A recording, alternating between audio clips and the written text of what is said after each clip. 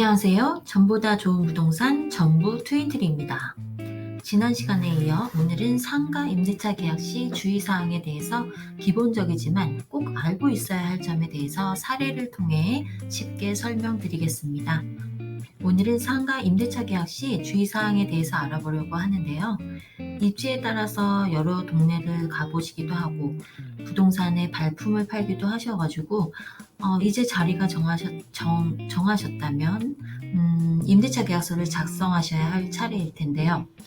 임대차 계약서를 작성하시기 전에 주의하셔야 할 점에 대해서 말씀을 드리겠습니다. 계약서를 쓰시기 전에 내가 하려는 업종과 그 건물의 용도가 맞는지부터 확인을 해보셔야 하는데요. 확인할 수 있는 공부 2가지 정도는 꼭 체크해 보시기를 바랍니다. 첫 번째는 건축물 대장이고 두 번째는 토지 이용 계약서입니다. 토지 이용 계획서. 전에 하던 업종을 그대로 인수하는 경우에는 상관이 없겠지만 비어있는 공실 자리에 들어가시거나 아니면 완전히 다른 업종으로 변경하실 생각이시면 더욱더 미리 확인을 해보셔야 합니다. 예를 들자면 기존의 인생 네컷이나 꽃집인 경우였는데 나는 이제 거기에 조그만 카페를 차리고 싶다라고 할 경우에는 건물마다 그 자리에 맞는 용도가 다 다릅니다. 예를 들어 1종 근린생활, 2종 근린생활, 시설, 사무소 등 다 이런 식으로 용도가 다르게 정해져 있습니다. 그런데 영업신고증 허가를 받을 때 카페로 할 수 없는 자리라면 구청에서 여기는 카페로 할 수가 없는 자리예요 라고 나옵니다. 그러면 참 일이 커지겠네요. 이미 계약도 하셨고 계약서도 쓴 상태시고 더 나아가 인테리어까지 한 상황에서 영업신고증을 받을 수가 없다는 사실을 알게 된다면 비용이나 시간적인 손해가 엄청납니다. 그래서 꼭 임대차 계약을 하시기 전에 부동산을 통해서 확인을 하시거나 아니면 정부24 아시죠? 나 해당 그 지역의 구청 담당 부서에 전화하셔서 주소를 불러주시고 여기 집원 주소에서 제가 인허가증을 받으려고 하는데 가능할까요? 라고 문의해 주시면 공무원분들께서도 친절하게 알려주실 겁니다.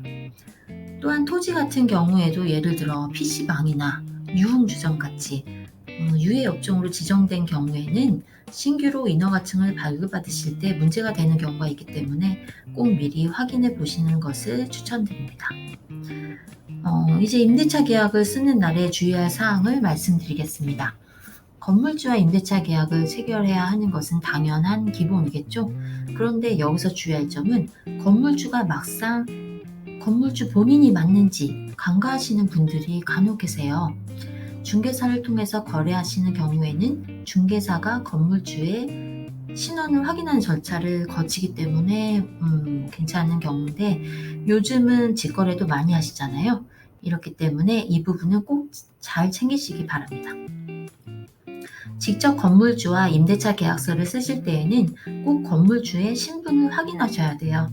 최소한 신분증과 그 건물의 등기부 등본을 발급받으셔서 지금 계약서를 쓰고 있는 이분이 건물주가 맞는 것인지 확인을 하셔야 합니다. 그래야 추후에 법적 분쟁이나 계약서상의 효력 문제가 발생하지 않습니다. 그 밖에 그날 계약 당시 보증금의 10% 정도 계약금으로 이체를 하시는데 이때 입금을 꼭 임대인 본인 계좌로 진행해 주셔야 나중에 혹시라도 발생할 수 있는 문제를 최소화할 수 있습니다. 그러면 마지막으로 대부분 표준계약서를 많이 쓰시기 때문에 계약서 조항 자체에는 별로 문제가 없으시겠죠? 보완을 하자면 국토부에서 작성한 표준 임대차 계약서 3장짜리 양식을 사용하시면 되는데요. 참고하셔서 작성하시면 좀 더 완벽하고 좋을 것 같습니다.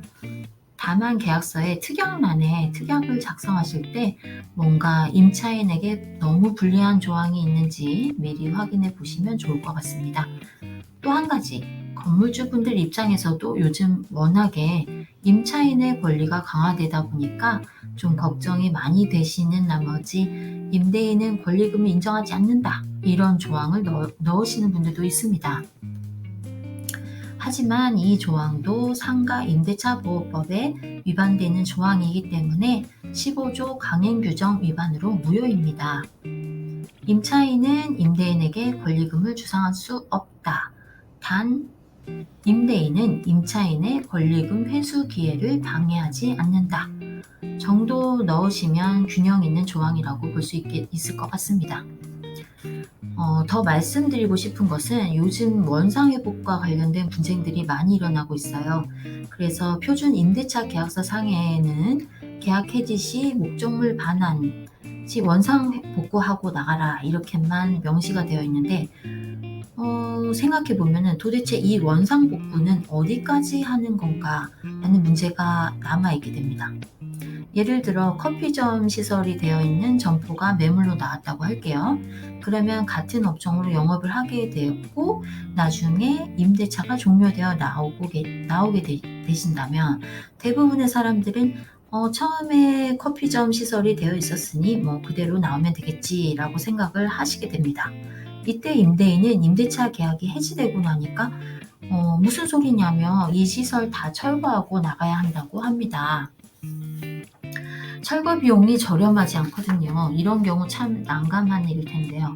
그래서 나중에 계약이 만료되었을 때 분쟁이 발생하지 않도록 하기 위해서는 원상복구를 어디까지 하는 것이 좋은지 미리 논의를 해보시는 게 좋을 것 같습니다.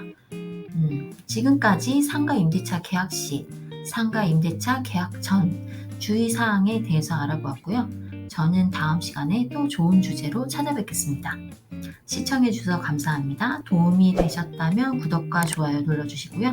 상가 임대차에 대해 궁금하시거나 도움이 필요하시면 홍대 입구역 4번 출구에 위치한 트윈트리 부동산으로 편하게 연락 주시기 바랍니다. 전보다 더 좋은 부동산 정부 트윈트리였습니다. 감사합니다.